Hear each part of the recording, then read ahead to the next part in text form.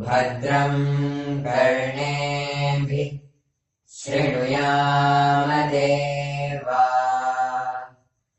भद्रं पश्येमाक्षभिर्यजत्राः स्थिरैरङ्गैस्तुष्टुवागुंसस्तनूभिः व्यासेमादेवाहितं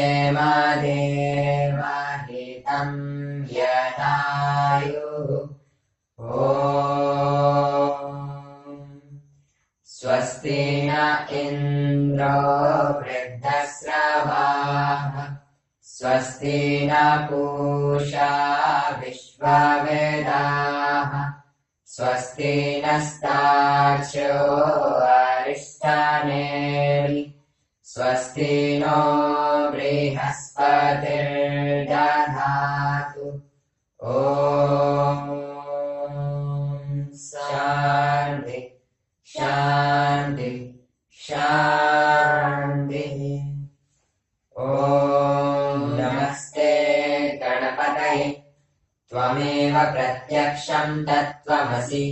त्वमेव केवलं कर्तासि त्वमेव केवलं धर्तासि त्वमेव केवलं धर्तासि त्वमेव सर्वं कल्वितं ब्रह्मासि त्वं साक्षादात्मासि नित्यं ऋतं वच्मि सत्यं वच्मि अवत्वं माम् अववक्तारम् अवश्रोतारम् अवदातारम्